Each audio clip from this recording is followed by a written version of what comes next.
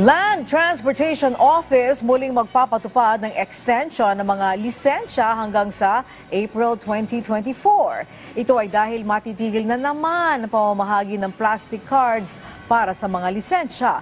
Ang sentro ng balita mula kay Karen Villanda, live.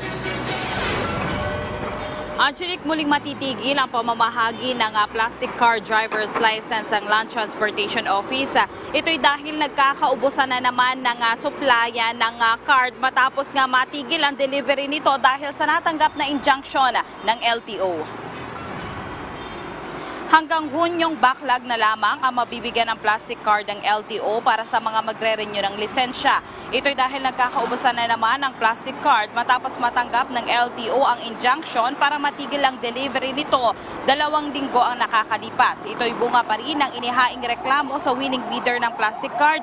Dahil dito muling ipatutupad ang extension ng mga lisensya hanggang April 2024 para sa mga hindi aabot sa supply ng plastic cards. Narito pakinggan natin ang pahayag ni LTO Chief Asek Vigor Mendoza.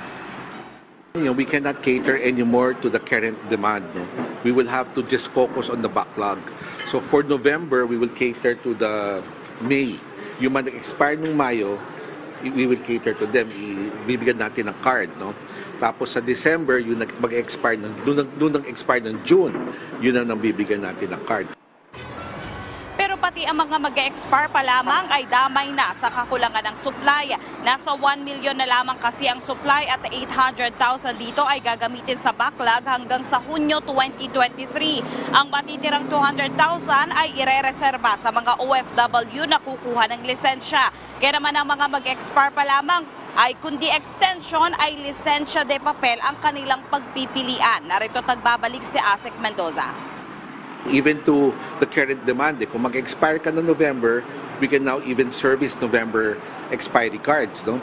Pero ngayon, hindi na talaga kaya, no? Kasi mawawala naman tayo ng alokasyon para sa ating mga OFWs at yung mga papuntang abroad, no? So we have to set aside some of that. Dwindling na yung numbers natin. Angelic, una nang naglabas sa pahayag si Asek Mendoza, no, na nakikiusap sa All Card Inc. na wag nang ituloy ang reklamo sa LTO patungkol nga doon sa pagkakapili sa banner plastic card. Ayon kay Asek Mendoza, bagamat na wala pa siya sa mga panahong ito na napili ang banner plastic card, sa ngayon naman ang nahihirapan, Angelic, ay ang ating mga kababayan. Angelic. Yes, Karen, mga hanggang kailan kaya matatapos itong injunction sa delivery ng mga plastic cards? Yes, Angelic, sa ngayon wala pa tayong impormasyon ukol dito, no, dahil katatanggap pa lang ng LTO nung writ of preliminary injunction patungkol nga doon sa inihaing reklamo sa LTO sa natila umano'y pinapaboran ang banner plastic card ayon nga sa All Card Inc.